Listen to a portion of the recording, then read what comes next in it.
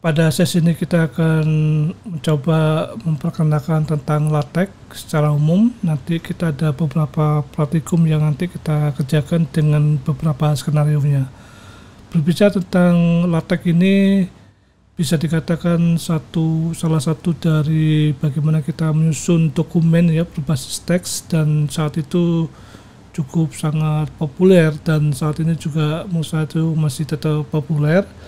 Dan dalam hal produksinya ini, LaTeX itu bisa menghasilkan dokumen yang cukup bagus kualitasnya. Malah saat ini kalau kita bandingkan dengan Word atau yang lainnya jenis itu, maka LaTeX itu menjadi pilihan yang sangat presisi ketika kita membangun satu dokumen untuk keperluan publikasi dalam hal cetak dan sebagainya. Itu sangat sangat bagus kualitasnya. Dan LaTeX ini juga banyak digunakan untuk bidang akademik, matematika, sains maupun teknik. Apalagi kalau misalkan sudah bersentuhan dengan rumus-rumus, maka ini LaTeX menjadi jawaban. Berbicara tentang LaTeX ini, maka alangkah tidak bagusnya kalau kita tidak melihat sejarahnya, bahwa memang LaTeX ini diciptakan oleh Donald Knuth ya. Kalau kita lihat ini juga seorang saintis, dan dia juga menulis buku yang cukup tebal kalau kita lihat, dan yang membuat word processingnya yaitu LaTeX itu pertama kalinya. Kemudian dari tahun 78 ke 83 Leslie ini mencoba untuk mengembangkan LaTeX itu sebagai makronya. Jadi dengan makro ini maka kita akan jauh lebih mudah dalam membangun word processingnya. Dan itu cukup masif pada saat itu.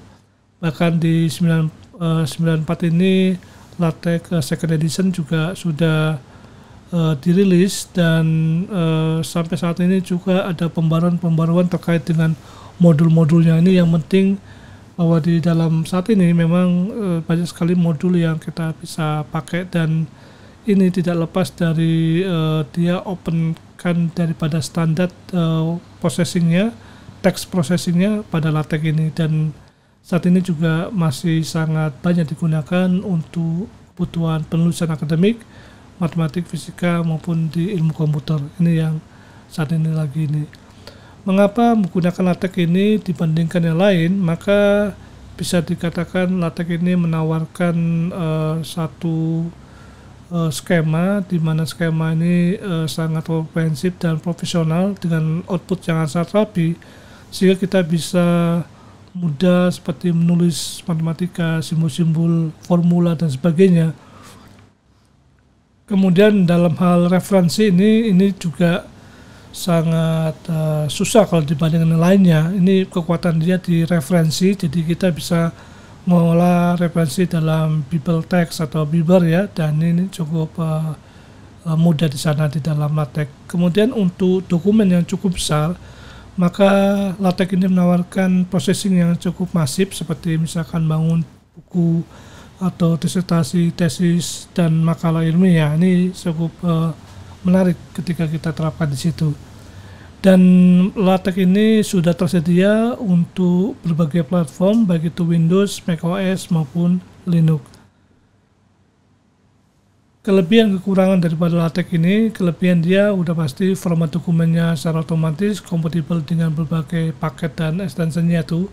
Outputnya cukup kualitasnya bisa sangat diandalkan ya, cocok untuk teks ilmiah, teknis maupun profesional. Sedangkan kurangannya memang pembelajaran juga perlu waktu di sana. Tidak punya ini, walaupun nanti kita akan coba lihat tool yang pakai ini juga, tetapi memang at the end ya, di akhirnya juga tetap harus kita pahami bahwa bagaimana kita membangun LaTeX ini by script ya, sehingga kita derajat kebebasan pun jauh lebih mudah.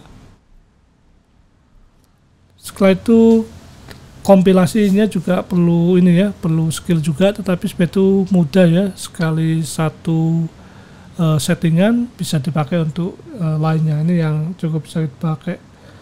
Dan untuk proses penerapannya ya, nanti ada beberapa hal yang kita bisa gunakan, mulai dari runtime-nya, kemudian editornya, struktur penulisannya, sehingga nanti kita bisa compile ya dengan PDF LaTeX maupun Zia LaTeX dan Lua LaTeX ini yang mungkin kita akan lihat nanti di dalam pelatihan ini.